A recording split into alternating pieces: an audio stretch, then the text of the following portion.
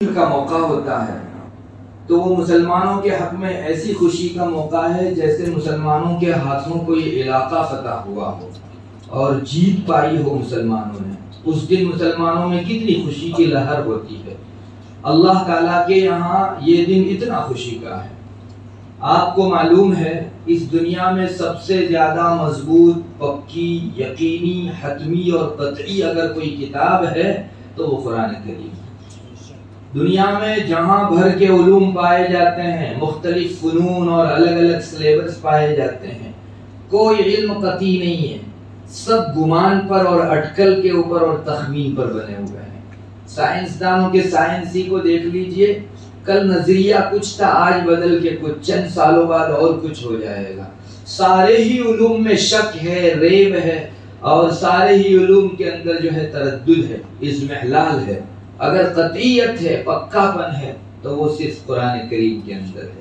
1400 سال سے آج تک اس کا کوئی ایک نقطہ نہیں بدلا، آج تک کوئی ایک زبر زیر کا اضافہ کمی نہیں کر سکا، اور رہتی دنیا تک ہمارا یقین ہے اللہ نے جب تک اس قرآن کو ہمارے بیچ رہنے دینے کا فیصلہ فرمایا ہے اس وقت تک قرآن کریم میں سے کوئی ایک حرف نہ گھٹا سکے گا نہ بڑھا سکے گا۔ اتنی پکی اور قطعی بات۔ آج کی سائنس اور ٹیکنالوجی کی دنیا جو ہے وہ بہت شیخیاں بگھار رہی ہیں، ایسے دعوے کر رہی ہے گویا خدائی کے دعوے ہیں، لیکن ان سب کے درمیان آج بھی قرآن کریم کی اس آیت کو ہم چیلنج کی حیثیت سے پاتے ہیں، اِنَّا نَحْنُ نَزَّلْنَا الذِّكْرَ وَإِنَّا لَهُ لَحَافِظُونَ۔ تمہاری پوری طاقت لگا لو، ایڑی چوٹی کا زور لگا لو، سائنس اور ٹیکنالوجی ابھی جتنی ہے اس کو ڈبل ٹریپل کر لو، ہمارے اس قرآن کا کوئی ایک حرف نہیں مٹا سکو گے۔ آج دنیا میں لوگ بڑے بڑے دعوے کرتے ہیں، اور میں آپ کو بتا رہا ہوں وہ خدائی تک پہنچ گئے ہیں۔ بس ایک ہی دعویٰ باقی ہے کہ ہم خدا ہیں، باقی سب دعوی کر چکے ہیں یہ لوگ۔ اتنی بڑی طاقت بھی قرآن کریم کے اس معجزے کے سامنے اپنے گھٹنے ٹیک رہی ہے، اور ایسا بھی نہیں ہے کہ پچھلے دنوں قرآن کریم کو مٹانے کی کوشش نہیں کی گئی، خوب کی گئی ہے۔ لوگوں نے بس بھر قرآن کریم کو مٹانے کے لیے اپنا زور بازو لگا دیا، لیکن آسمان کی آنکھوں نے دیکھا، تاریخ میں آج بھی محفوظ ہے کہ قرآن کریم الحمدللہ جیسا پہلے تھا آج بھی ہے، بلکہ میں تو آگے بڑھ کر کہوں گا کہ پچھلے دنوں اتنے حفاظ نہیں تھے جتنے آئے دن حفاظ بڑھتے جا رہے ہیں الحمدللہ۔ اور بات در حقیقت یہ ہے کہ جب فتنے بڑھتے ہیں تو حفاظت کے سامان میں بھی اضافہ کرنے کی ضرورت پڑتی ہے۔ پچھلے دنوں فتنے اتنے نہیں تھے، کم حفاظ رہا کرتے تھے۔ خود صحابہ میں آپ دیکھو کتنے حفاظ تھے، سارے صحابہ کوئی حافظ نہیں تھے، بلکہ انگلیوں پر گنے جائیں اتنے ہی صحابہ حافظ تھے۔ وجہ بھی اس کی یہی تھی کہ ان حضرات نے قرآن کریم کی معنویت کے پیچھے اپنی زندگی لگا دی۔ مگر جو زمانہ بڑھتا گیا حفاظ کی تعداد بڑھتی چلی جا رہی ہے۔ یہ اللہ تعالیٰ کا ایک فضل ہے۔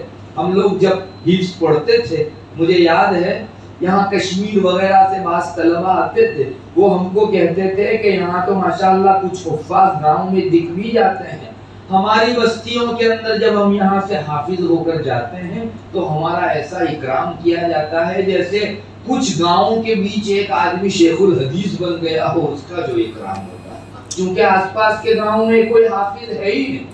تو ان دنوں تعداد کم تھی، اور جو زمانہ آگے بڑھ رہا ہے ہماری آنکھیں تو دیکھ رہی ہے کہ حفاظ کی تعداد الحمدللہ بڑھ رہی ہے۔ پہلے دارالعلوم ہی کے اندر حفظ کی درسگاہیں ہوا کرتی تھی، اب ماشاءاللہ ہر گاؤں کی ہر مسجد میں جہاں مکاتب قائم ہیں، ساتھ ساتھ میں جو ہے حفظ کے درجات بھی آئے دن کھل رہے ہیں۔ یہ چیز بتا رہی ہے کہ حفاظ کی تعداد بڑھ رہی ہے، اور یہ اللہ تعالیٰ کی ایک قابل شکر نعمت بھی ہے۔ میں نے اس کی وجہ جو سوچی میں آپ کو وہی بتا رہا ہوں کہ فتنے بڑھے، قرآن کریم کی حفاظت کے سامان بھی بڑھائے جانے چاہیے۔ دنیا کا دستور ہے، اگر گرمی بڑھتی ہے تو ہم ہمارے ریفریجریٹر کا ٹیمپریچر اور زیادہ پکا کر دیتے ہیں۔ کھانا جب زیادہ ٹیمپریچر کا محتاج ہوتا ہے تو اوون کا جو ہے وہ بٹن زیادہ کر دیا جاتا ہے۔ ہر چیز میں جب حفاظت کی ضرورت پڑتی ہے تو جو ہے اس کی حفاظت کے سامان زیادہ کیے جاتے ہیں۔ الحمدللہ 5 بچوں نے یہاں حفظ کی تکمیل کی. میں آپ کو نہیں دکھا سکتا، یہ تو ہماری ناسوتی دنیا ہے جسے ہم اپنی آنکھوں سے دیکھتے اور محسوس کرتے ہیں. اس وقت اسی جگہ ایک دوسرا عالم بھی چل رہا ہے. اس عالم کے اندر اللہ تبارک و تعالیٰ کی ملکوتی مخلوق کے بیچ خوشیوں کی لہر ہوتی ہے. اللہ ہمارے دلوں کے اندر قرآن کریم کی وہ عظمت ڈال دے جو سچ مچ اس قرآن کریم کا حق ہے اور ہمارے ذمے میں واجب ہے کہ ہم اس کو اس کا حق دیں. کتابوں میں لکھا ہے، ملا علی قاری نے اپنی مرقات میں یہ بات لکھی ہے، جب کوئی معلم بنتا ہے، قرآن کریم کا درس دینے والا بنتا ہے، تو فرشتوں کے درمیان میں اس کو عظیم کے نام سے پکارا جاتا ہے. آپ سمجھ سکتے ہیں، ہم لوگ صرف سمجھتے ہیں کہ ایک آدمی مدرس بنا، ایک آدمی مولوی بن گیا، کسی کو پڑھانے کے لائق ہو گیا. جاؤ پوچھو فرشتوں کی مجلس میں اس کی اتنی عظمت ہے کہ ہم لوگ کیا لقب دیں. معصوم فرشتے اس کو عظیم کے نام سے پکارتے. عظیم یعنی بڑا. اگر دنیا کا کوئی بہت بڑا منسٹر کسی کو کوئی لقب دے دے تو اپنی زندگی کا سب سے بڑا کلیان سمجھتا ہے، اس کو سب سے بڑی تعظیم اور اعزاز کی چیز سمجھتا ہے اسے. اور اللہ کی یہ معصوم مخلوق کسی کو اگر عظیم کے نام سے پکارے، کیا کہنے اس کی عظمت کے. اس لیے ضرورت ہے ہم قرآن کریم کی عظمت سے اپنے دلوں کو آباد کریں. سچی بات یہ بھی ہے کہ قرآن کی عظمت جوں جوں زمانہ گزرتا جاتا ہے ہمارے دلوں سے گھٹتی جا رہی ہے. اس قرآن کریم کی وہ قدر ہم نہیں کر رہے ہیں جو اس کا ہمارے ذمے میں حق ہے. ما قدر اللہ حق قدری، انہوں نے اللہ کے اس کلام کی اور ذات باری کی جو قدر ہونی چاہیے تھی نہیں کی. ہمارا رب شکایت کرتا ہے اس چیز کا. اور کل قیامت کے دن رسول اور نبی بھی اللہ کے حضور اس بات کی شکایت کرنے والا ہے. چنانچہ قرآن کریم 19ویں پارے میں ذکر کرتا ہے، وقال الرسول یا رب ان قوم اتخذوا هذا القرآن مهجورا. رسول کل کو محشر کے میدان میں اللہ کے حضور کہے گا، اللہ میری اس قوم نے قرآن کو چھوڑ دیا تھا. آخر حقیقت ہوگی تو ہی تو رسول شکایت کرے گا. اس چیز میں، اس آیت میں ہمارے لیے سبق اور میسیج یہ ہے کہ ہم کو وہ کام نہیں کرنا ہے جس کو لے کر رسول کل کو ہماری بستی کے خلاف شکایت کرے اللہ کے حضور. ہمیں قرآن کو تھامنا ہے. اس سے زیادہ پکی کوئی چیز نہیں ہے. اس علم سے بڑھ کر کوئی مضبوط، حتمی اور لابدی اور ضروری کوئی چیز نہیں ہے. میرے بھائیوں، ہمارے ذہن و دماغ میں بھی ایک سوال پیدا ہوتا ہے کہ دنیا کی سب سے اعلیٰ ترین نعمت کیا، سب سے بڑی نعمت کون سی؟ ہمارے ذہن اتنے ہیں اور سوال اتنا بڑا ہے، ہم لوگ سوچ بھی نہیں سکتے. جہاں ہماری سوچ ختم ہوتی ہے وہاں سے اس سوال کا سیرا شروع ہوتا ہے. آئیے رسول اکرم صلی اللہ علیہ وسلم سے پوچھتے ہیں، آپ نے حدیث مبارک میں سب سے بڑی نعمت کس کو قرار دیا ہے؟ ایک حدیث شریف میں آپ صلی اللہ علیہ وسلم کا اس طرح کا ارشاد موجود ہے، انسان کو یقین کے بعد عافیت سے بڑھ کر کوئی بڑی نعمت نہیں ملی. آپ صلی اللہ علیہ وسلم نے اس جگہ دو، نمبر 1 اور نمبر 2 درجے کی نعمتیں ذکر کی. آپ نے فرمایا انسان کو عافیت جو نعمت ملی ہے، یقین کے بعد سب سے دوسرا نمبر اگر کسی نعمت کا آتا ہے تو وہ عافیت کا. ہم اور آپ کیا سمجھتے ہیں اس حدیث میں؟ پہلے نمبر کی نعمت خود آپ صلی اللہ علیہ وسلم نے بیان فرمائی یقین، اور دوسرے نمبر پر عافیت اور صحت جو ہم کو ملی ہوئی ہے. آج ہم اللہ کی یاد کر پا رہے ہیں، ہمارے دلوں میں ایمان موجود ہے، ہم اللہ کو آسانی سے یاد کر سکتے ہیں. کھانا چلتا ہے، سانس چلتی ہے اور ہم لوگ اپنے رب سے قریب ہونے کی صلاحیت رکھتے ہیں. اس کو عافیت کہا جاتا ہے. سب سے بڑی نعمت اس روایت میں آپ صلی اللہ علیہ وسلم نے فرمایا یقین، اور دوسرے نمبر کے اوپر عافیت و صحت. ساری پریشانیوں اور مصیبتوں سے انسان کو جو محفوظ رکھا گیا، اس کیفیت کو عافیت سے تعبیر کیا جاتا ہے. آپ نے دیکھا رسول اللہ صلی اللہ علیہ وسلم نے سب سے پہلی چیز کسے قرار دیا؟ یقین کو. قرآن کریم کا دوسرا نام یقین ہے. اگر دنیا میں کوئی یقینی بات دیکھنی ہے تو قرآن کریم کو پیش کر دو. وحی اتنی قطعی ہوتی ہے کہ اس کے مضمون میں ایک سرمو انحراف نہیں ہوتا، ذرہ برابر تبدیلی نہیں ہوتی. ایک چیز آئی سو آخر تک ویسی ہی رہے گی، اس میں ذرہ برابر تردد بھی نہیں ہو سکتا اور شک بھی نہیں ہو سکتا. میرے بھائیوں، اب تھوڑا دوسری طرف آپ کو لے چلتا ہوں. ہم لوگ اس وقت جس دور سے گزر رہے ہیں، اس دور کو کہا جاتا ہے دور انٹرنیٹ. اسی نام سے اب تو مشہور ہو گیا، انٹرنیٹ کا یہ دور ہے۔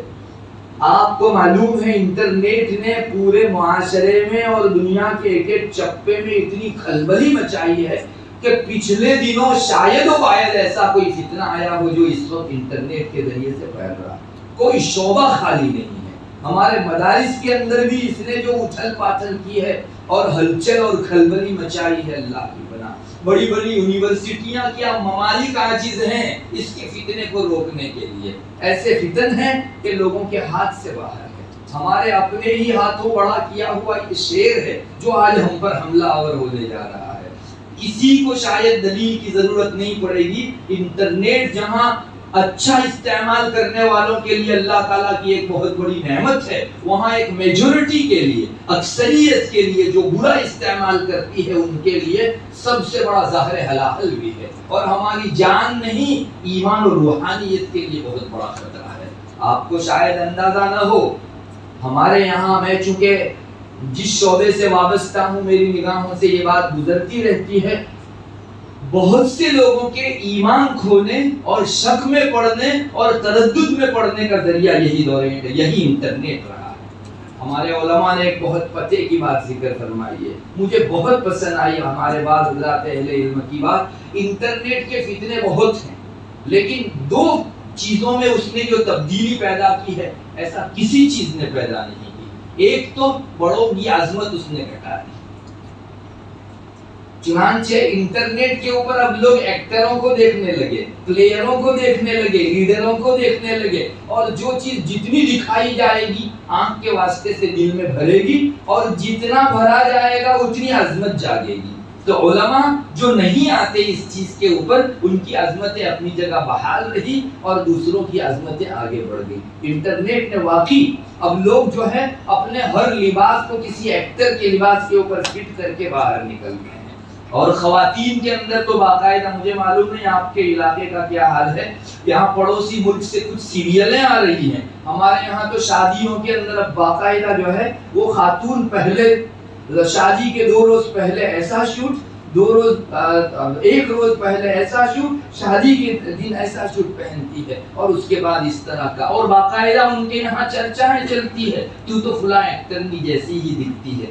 کیا چیز پیدا کر دی ہمارے گھروں کے اندر، آخر ایکٹرنیوں کی اتنی عظمت کس راستے سے گھس آئی؟ یہی دور انٹرنیٹ ہے۔ تو پہلا ایک نقصان ہے انٹرنیٹ کا، جن کی عظمت تھی ان کی عظمت کو اس نے پامال کر دیا، اور جو رذیل تھے، ذلیل تھے، خسیس تھے، رسوا تھے، اور مٹی جن کی پلید ہو چکی تھی ان کو اعزاز کروا۔ دوسرا بڑا نقصان انٹرنیٹ کا ہوا، اس نے یقین کو ڈاواڈول کر دیا۔ یہ 2 نقصان ہیں۔ مسلمانوں کا کیا، پوری دنیا میں سب لوگوں کا یقین جو ہے ڈاواڈول ہو گیا۔ ابھی تو آپ کی آنکھیں اخبار میں بھی پڑھنے لگی ہوگی، ابھی کے چند سالوں کے بعد زمانہ آبھاسی آنے والا ہے، کالپنک، جس کو گجراتی میں آپ کالپنک کہہ لیں، فرضی خوشیاں، حقیقت میں کوئی خوشی نہیں ہے، لیکن بس ایک چیز دکھائی گئی جس سے ظاہر میں انسان کا دل خوش ہو گیا، وہ بس آبھاسی دنیا، فرضی دنیا، کالپنک دنیا آگے آ رہی ہے۔ اتنا زیادہ شک کہ ہماری سامنے رکھی ہوئی چیزوں میں بھی لوگ شک لا رہے ہیں۔ انٹرنیٹ نے یہ اتنا بڑا فتنہ برپا کیا ہے کہ اللہ کی پناہ۔ اب ظاہر ہے کہ اس کا سب سے زیادہ ایفیکٹ کس کو پڑے؟ جن کے پاس یقین تھا، اور وہ ایک ہی قوم ہے، مومن، ان کے علاوہ کہیں یقین نہیں ہے۔ آستھائیں لوگ بولتے بہت ہیں، لیکن ان کی آستھائیں معمولی چند پھوٹی کوڑیوں میں کتنی جلدی بک جاتی ہے وہ ہم لوگ بھی جانتے ہیں۔ مومن الحمدللہ آج بھی گئے گزرے دور کے اندر سب کچھ لٹانے تیار ہوتا ہے، لیکن اپنے ایمان کو کھونے کے لیے عام طور پر تیار نہیں ہوتا۔ اگرچہ اس میں بھی تھوڑا سا خلل آنے لگا ہے، ہم پچھلے دنوں جتنے کانفیڈنس کے ساتھ بول پاتے تھے آج اتنا کانفیڈنس ہماری زبان پر نہیں رہا، چونکہ ایسی مثالیں دیکھی جاتی ہیں کم ہی صحیح مسلمانوں میں، لیکن اب پیسوں کے بل بوتے کے اوپر ایمان بیچنے والے مسلمانوں کی تعداد آہستہ آہستہ روز بڑھ رہی ہے۔ مجھے بتائیے سب سے زیادہ ایفیکٹ دور انٹرنیٹ کے اس فتنے کا کہ جس نے یقین کو ڈاواڈول کر دیا، شک کو پیدا کر دیا، پوری زندگی کو ڈاؤٹ فل کر دیا، جس نے متشکک اور متردد کر دیا، یہ سب سے زیادہ کس کو ایفیکٹ کرنے والی ہے؟ اس مومن کو جس کے پاس سب سے بڑی پونجی ایمان اور یقین کی ہے۔ یقین جانیے لوگوں نے انٹرنیٹ میں دینیات کو دیکھ کر اپنے ایمان کو کمزور کرنا شروع کر دیا۔ ہر قسم کی چیز جو ہے اندر دکھائی جاتی ہے اور مومن عقیدے کے سلسلے میں ابھی تردد کھانے لگا ہے۔ آخر یہ جو مرتد ہونے کی واردات ہمارے ان علاقوں میں زیادہ ہو رہی ہے، اس کی بنیاد بھی یہی ہے کہ ہم نے اپنے پہاڑ جیسے مضبوط ایمان کو انٹرنیٹ کے اس فتنے کا شکار بنا دیا، اور شک آتے آتے آتے آتے یقین بالکل رخصت ہو گیا، اور آج مومن ایمان سے بے بہرا ہو گیا۔ روحانیت کے نام سے ایک ذرہ اس کے پاس نہیں ہے، اسی کو مرتد کہا جاتا ہے۔ کل تک یقین والا ایمان تھا، آج شک والا کفر آ گیا ہمارے درمیان۔ اللہ کی پناہ میرے بھائیوں، ہم لوگوں کو بہت چوکنا ہونے کی ضرورت ہے، اس لیے کہ یقین ختم ہوا، مسلمانوں کی تو پونجی لٹ گئی، اس کی عمر کا زندگی کا سرمایہ ختم ہو گیا۔ ہمارے پاس اور ہے کیا؟ آنکھیں بند کرو، وہاں دیکھو اگر کوئی چیز کام آتی ہو تو، نہ پیسہ روپیہ کام آتا ہے، نہ حویلی بنگلے کام آتے ہیں، اور نہ ہی مختلف قسم کی کاریں اور جاگیریں کام آتی ہیں۔ وہاں کام آئے گا آنکھ بند ہونے کے بعد صرف اور صرف ایمان۔ اور اگر مومن انٹرنیٹ کو اپنی ذات حوالے کر کے یہی یقین کھو دے گا تو آخر اس کے پاس رہے گا کیا؟ میرے بھائیوں، بہت ضرورت ہے کہ ہم کم سے کم اپنے دل و دماغ کے اعتبار سے اتنے پریپیئر ہو، اتنا پہچانیں کہ انٹرنیٹ کے واسطے سے جہاں اور فوائد لوگوں کو حاصل ہوئے، مومن کا ایمان بھی آگے پیچھے بہت ہوا ہے۔ تو مجھے اگلا قدم اس چیز کو دیکھ کر رکھنا پڑے گا کہ کہیں یہ میرے ایمان کو متزلزل کرنے والا، ہلا دینے والا تو نہیں ہے۔ ہر چیز جو نیٹ پر آتی ہے دیکھنے کی نہیں ہوتی۔ مجھے معاف کریں، ابھی دین کے لبادے کے اندر باطل آ رہا ہے، آپ کو دکھایا جا رہا ہے بعض چینلوں کے اندر نیم کے نام سے کہ یہ دین ہے، شریعت ہے، لیکن 5 جملوں میں ایک جملہ سویٹ پوائزن کا ایسا ڈال دیا جاتا ہے کہ ہم تمیز نہیں کر پاتے، اور شربت کے ساتھ زہر بھی اتار لیتے ہیں۔ یہ معمولی زہر ابھی تو نہیں پتا چلے گا، مگر جب بہت بڑی مقدار میں ہو جاتا ہے تب وہ پریشان کرنا شروع کرتا ہے۔ اب انسان اچانک جاگتا ہے کہ میرے دل کے اندر آخر اللہ کے بارے میں یہ شک کیوں آنے لگا، دین و شریعت کے سلسلے میں یہ تردد مجھے کیوں ہونے لگا۔ اسے پتا نہیں کہ جو بے دریغ بے تحاشا وہ انٹرنیٹ کی ہر بری اچھی چیز کو دیکھتا تھا، وہ چھوٹا سا سانپولیا اب بہت بڑا اژدہا بن چکا ہے۔ اور اللہ ہمیں معاف فرمائے، جیتے جی اگر ہم کو پتا چل جائے تب بھی کم ہے۔ یہ چیز عام طور پر اپنا سر ابھارتی ہے موت کی نازک گھڑی، پتہ بھی نہیں چلتا کہ ہمارے اندر ایک بہت بڑا اژدہا کفر کا جنم لے چکا ہے۔ موت کی نازک گھڑی ہوتی ہے، اور اس سے زیادہ نازک گھڑی کون سی؟ جن لوگوں کو میتوں کے پاس ان کی وفات کے موقع سے حاضر رہنے کا اتفاق ہوا ہے، وہ حضرات جانتے ہیں کل کو یہی میت ٹنوں وزن اٹھا لیتا تھا، آج ایک چمچ اور پوروا اٹھانے کا محتاج ہے۔ گیلن کے گیلن جو پانی پی جاتا تھا، ایک چمچ پانی اس کے حلق سے نہیں اتر رہا ہے۔ اتنی کمزور حالت ہے، وہ پہچان نہیں پا رہا ہے اپنی اولاد کو، اتنی کمزور حالت، اور ایمان جیسا بھاری بھرکم بوجھ لے کر اس دنیا سے اس دنیا میں جانا ہے۔ اللہ حفاظت فرمائے۔ خود رسول اللہ صلی اللہ علیہ وسلم سکرات کے موقع سے پناہ مانگتے تھے، اور مسلمانوں کو بھی آپ نے دعا تلقین کی، اللہم اعنی علی غمرات الموت و سکرات الموت، اے اللہ موت کی جو سختیاں ہیں اس سے میں تیری پناہ میں آتا ہوں۔ روایتوں میں آتا ہے، خود آپ صلی اللہ علیہ وسلم کی وفات کا واقعہ بھی حضرت عائشہ ذکر کرتی ہیں، آپ صلی اللہ علیہ وسلم میرے آغوش کے اندر سر رکھے ہوئے تھے۔ حضرت عائشہ کا اس طرح کا کچھ جو ہے نقشہ کھینچتی ہے، جب آپ کی وفات کا وقت قریب آیا، حضرت عائشہ فرماتی ہے میری آغوش میں، میری گود میں آپ صلی اللہ علیہ وسلم کا سر مبارک تھا، آپ پر اتنی سختی گزر رہی تھی، بازو میں ایک پیالہ رکھا ہوا تھا، آپ ایک بھیگا ہوا کپڑے کا ٹکڑا اندر ڈالتے اور جو ہے اپنے سر کے اوپر پھیرتے اور پناہ مانگتے تھے، اللہ موت کی سکرات سے، موت کی غمرات سے میں آپ کی پناہ میں آتا ہوں۔ اتنی سختی تھی۔ حضرت عائشہ رضی اللہ تعالیٰ عنہ فرماتی ہے کہ آپ صلی اللہ علیہ وسلم کی موت کے موقع کی اس حالت کو دیکھ کر مجھے کسی کے لیے تمنا نہیں ہوئی کہ اس کی موت کی آخری گھڑی آسان جائے۔ یعنی جب ایک رسول حالت پا سکتا ہے تو ہما شما کا کیا شمار ہے، ہم لوگ کس مرض کی دوا ہیں۔ بہرحال میں تو دکھانا چاہتا ہوں بہت نازک گھڑی موت کی ہوگی، اور ایمان سے بڑھ کر وزنی کوئی چیز دنیا میں نہیں ہے۔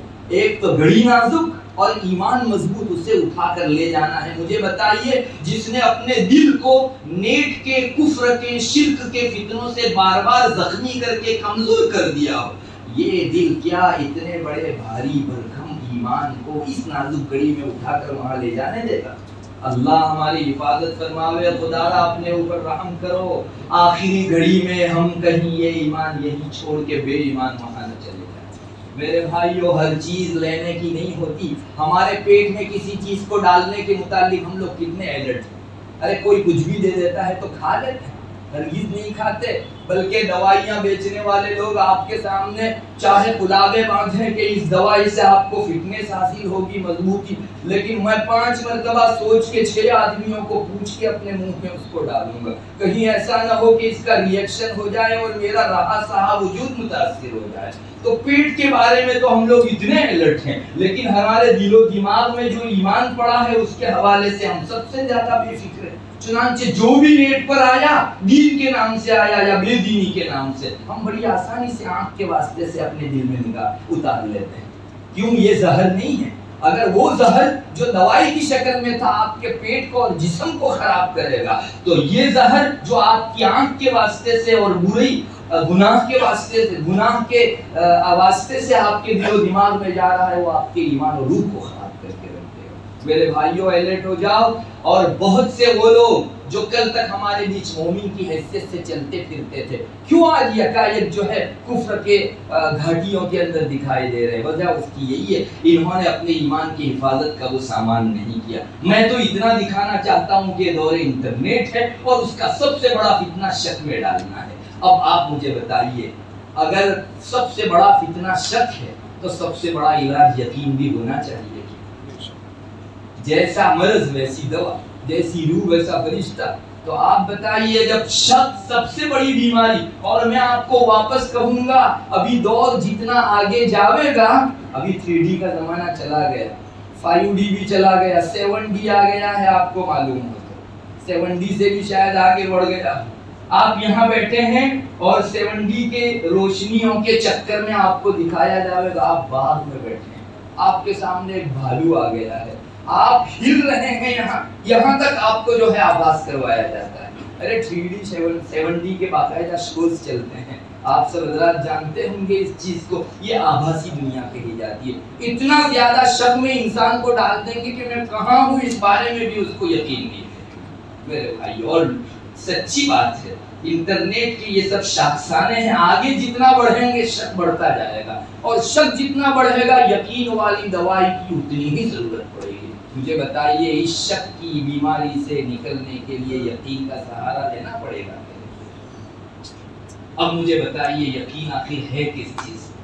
جیومیٹری میں ہے، میتھس میں ہے، سائنس میں ہے، یہ عصری تعلیم کے کسی مجنونانہ کسی فن کے اندر ہے؟ ہرگز نہیں۔ یہ آپ کے شک کو بڑھا تو سکتے ہیں، یقین نہیں دلا سکتے۔ ایک ہی چیز یقینی ہو سکتی ہے، قرآن کریم، وحی۔ قطعیت کا دوسرا نام قرآن کریم، جس کے بعد پکے پن کے سارے میدان ختم۔ اگر اس کے بعد جاؤ گے تو شک و ضلالت کے میدان ہوں گے۔ فماذا بعد الحق الا الضلال، حق کے میدان کے ختم کے بعد ضلالت کے علاوہ اور کس کا میدان دیکھو گے؟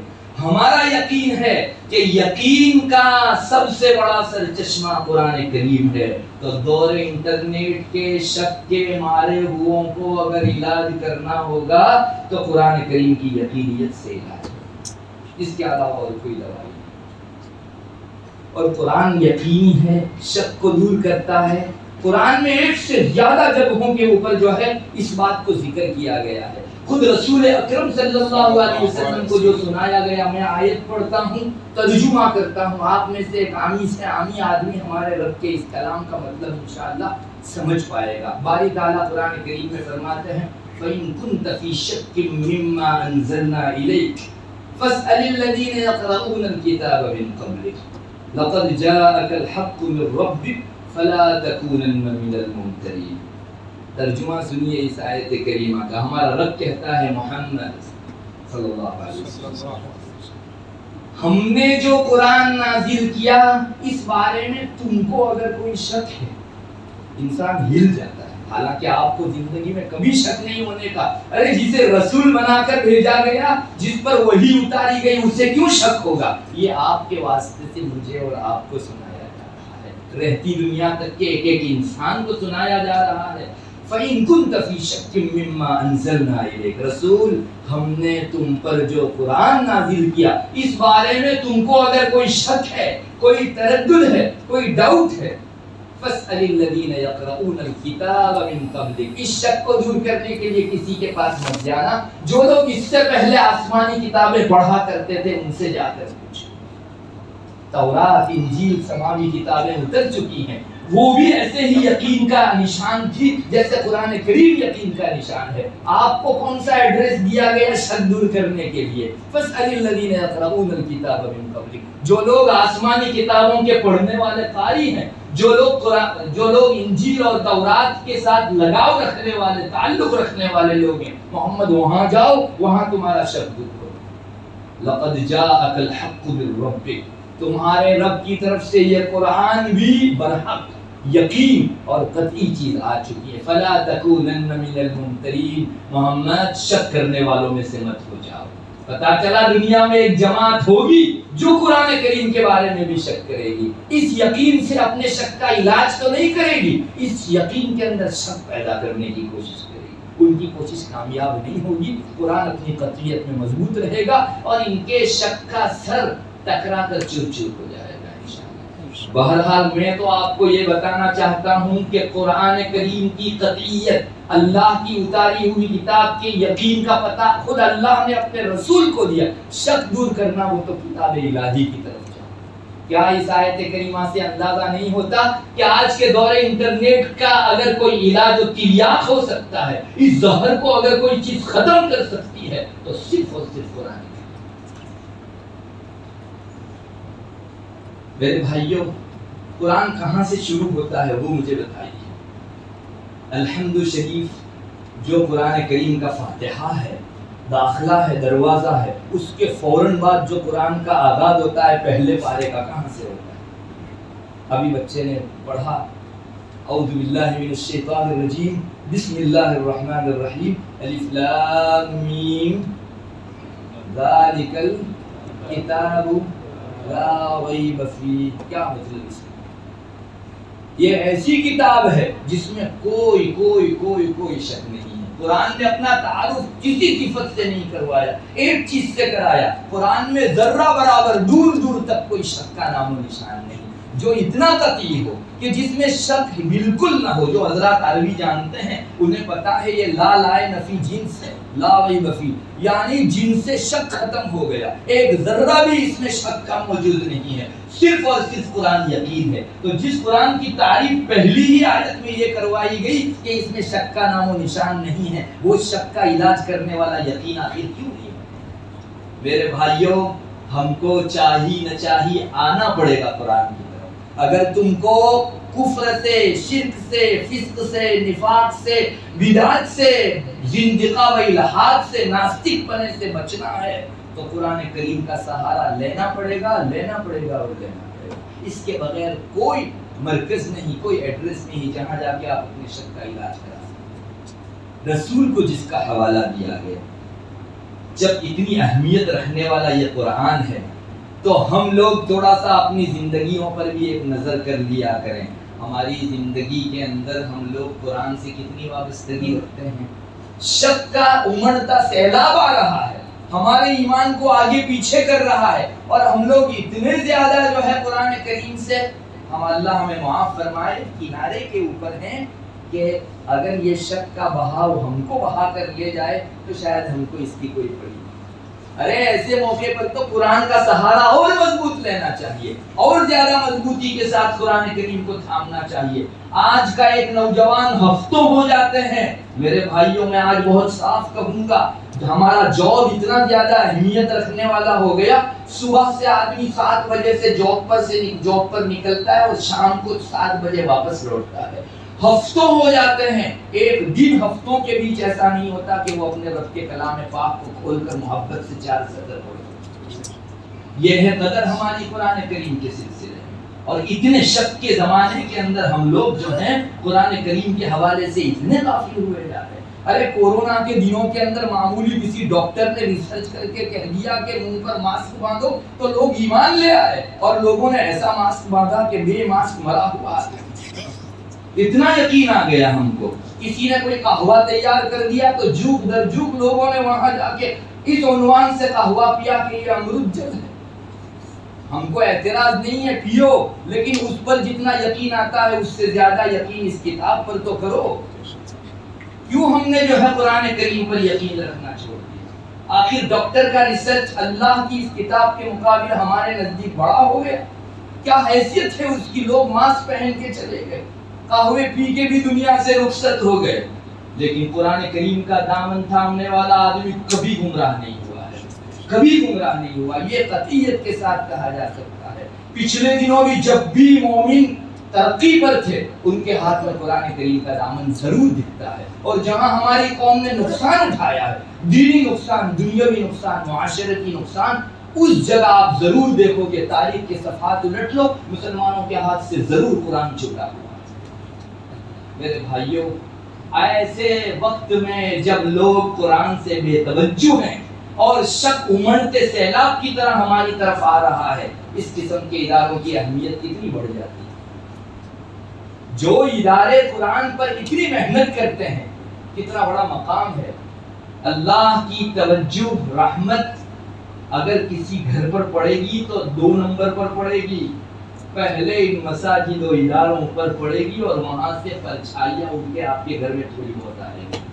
ارے رب تعالیٰ کو آپ کی ذاتی زندگی سے محبت ہے، یا اپنا کلام جہاں پڑھایا جاتا ہے اس مرکز سے محبت؟ آپ تھوڑا سا اس سلسلے میں بھی جو ہے غور کر لیجئے۔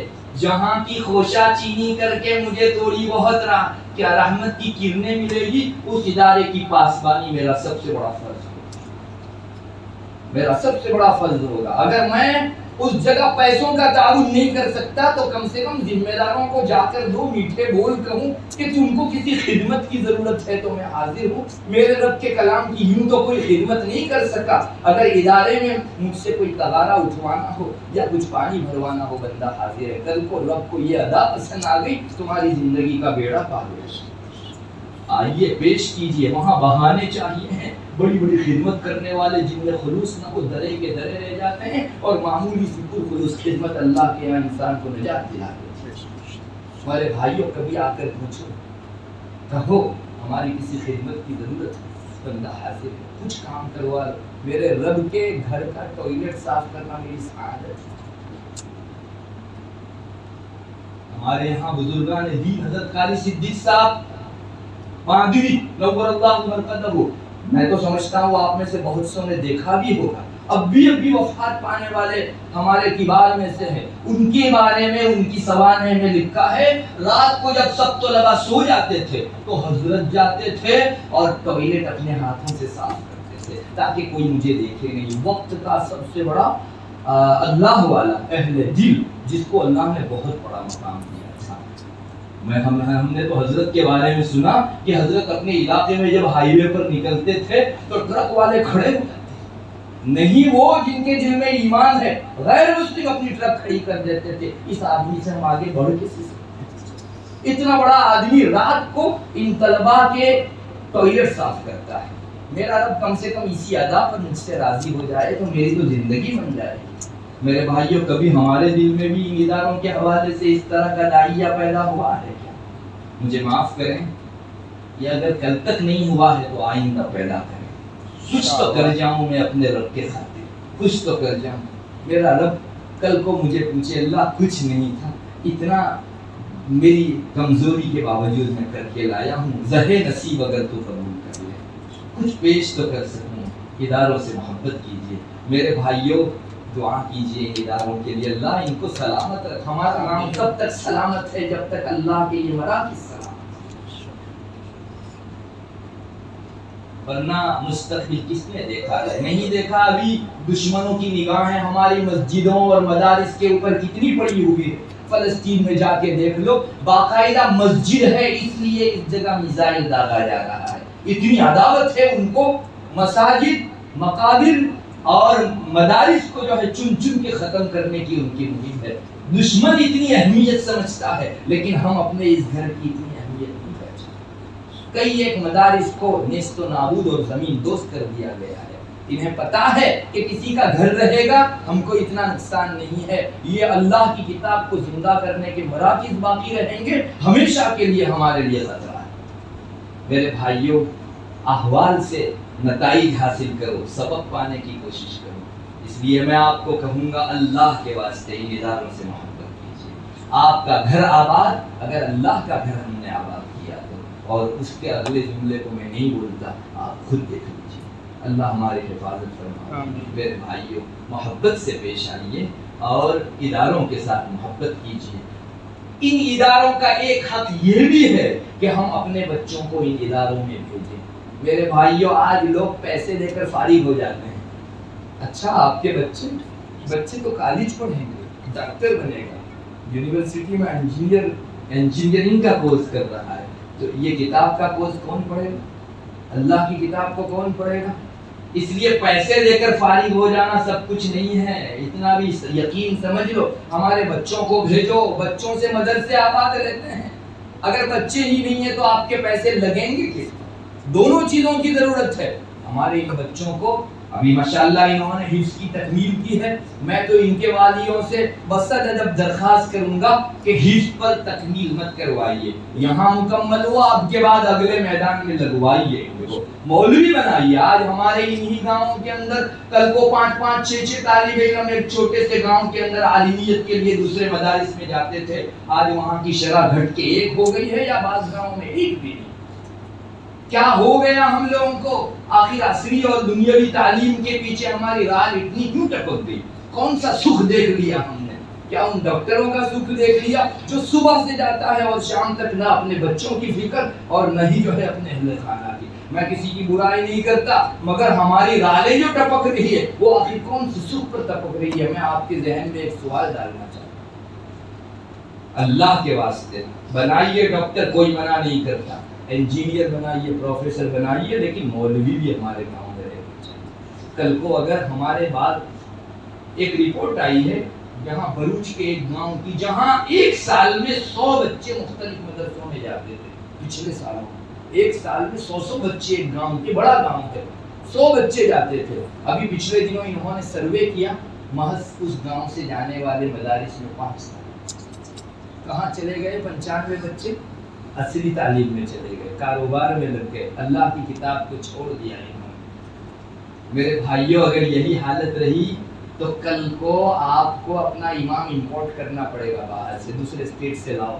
پہلے یہی حالت ادھر کی ہوا کرتی تھی, تراویح پڑھانے کے لیے میلوں کا سفر کر کے آدمی جاتا تھا. ہمارے گاؤں میں اللہ تعالیٰ نے ان اداروں کی برکت سے علم کا اتنا غلغلہ کروایا کہ آج حفاظ کو نہ کہنا پڑتا ہے کہ وہ مسجد میں جگہ نہیں. واپس اگر گھٹاوا شروع ہوا تو آپ کے اس علاقے کو بہار اور یو پی سے جو ہے امام امپورٹ کرنے پڑیں گے. کیوں اس بستی میں جاتے ہیں؟ اللہ تبارک و تعالی ہمیں سمجھ عطا فرمائے. میرے بھائیوں یہ ایک بہت زیادہ اپنے ذہنوں کے اندر سبق لے کر جانے کا موقع ہے, عہد کا موقع ہے. اے اللہ آج تک جو کچھ چکے ہوئی تیری کتاب کے حوالے سے ہمارے ہاتھوں جو کچھ ناشکری اور ناسپاسی ہوئی, ہم سر ڈال کر, ناک رگڑ کر تیرے حضور اس گستاخی کی معافی مانگتے ہیں, اور آئندہ یہ گستاخی نہیں کریں گے, اس کا عہد کرتے ہیں. میرے بھائیوں بھیجو بچوں کو. آپ کے گھر میں اگر کوئی حافظ بچہ ہوگا, سمجھو یقین کا ایک سامان آ گیا آپ کے. اس گھر کو اللہ شخص سے انشاءاللہ دور رکھے گا جس میں 1 2 3 4 متعدد حفاظ ہوں گے. ہمارے گھر سے ارتداد انشاءاللہ دور بھاگے گا. جس گھر میں یقین کا دیا جل رہا ہو, اندھیرا دم دبا کے بھاگتا ہے. اس لیے اس کو معمولی مت سمجھو. اللہ کے واسطے ان اداروں کی اہمیت کو پہچانو, اور آپ کے گاؤں کا یہ ادارہ اور ترقی کرے, اور اس میں میرا کچھ حصہ لگ جائے, اس کو اپنے لیے عین سعادت سمجھو. اللہ تعالیٰ جزائے خیر دے قاری صاحب کو اور ان کے ساتھ محنت کرنے والے دیگر اساتذہ کو, جنہوں نے پاپڑ بیل کے ان 5 کو تیار کیا. ارے ایک عجم کا, عجم جانتے ہو عرب سے ہٹ کر بہت دور کے گاؤں کا ایسا طالب علم جو عربی نہیں جانتا، وہ ڈاٹا کاٹا کرتے رہتا ہے. ہمارے یہاں گجراتی زبان کیسی آپ جانتے ہیں، اس کو عربی پڑھانے کے بعد اندر دیکھ کر پڑھتے کرنا اور پورا قرآن کریم دل کے اندر اتار دینا، کوئی کم درجے کی چیز. آپ کر کے دکھا دو. ارے بڑی محنت لگتی ہے، بچوں کی بڑی خرمستیاں برداشت کرنی پڑتی ہے، تب جا کے ایک بچہ اس کی تکمیل کرتا ہے. بہت پاپڑ بیلنے پڑتے ہیں تب جا کے یہ ہوتا ہے. آج ہم اپنی مادری زبان کے اندر چیزیں نہیں سیکھ پاتے اچھی طرح، تو ایک دوسری زبان نہ صرف یہ کہ سیکھنی ہے بلکہ دل و دماغ میں پوری چیز پارا اتارنی ہے. یہ تو قرآن کا معجزہ ہے، ورنہ ہماری سمجھ سے بالا کر دے. اللہ تبارک و تعالیٰ اس ادارے کی بھی قدردانی کی توفیق عطا فرمائے، اور ہمارے اگر حوصلے ہیں کہ یہاں طلباء کی تعداد بڑھے، تعلیم کی روشنی اور زیادہ پھیلے، تو ہمارا تعاون بہت ضروری ہے. ایک آدمی تنہا کام نہیں کر سکتا، سب ملیں گے. کل کو اللہ کے حضور کہہ سکیں گے اللہ مجھ سے جتنا من پڑتا تھا میں نے کیا، اور اللہ اسی پر اگر بخش دے تو کیا بات. اللہ تبارک و تعالیٰ ہم سب کو توفیق عطا فرمائے. وآخر دعوانا الحمد للہ.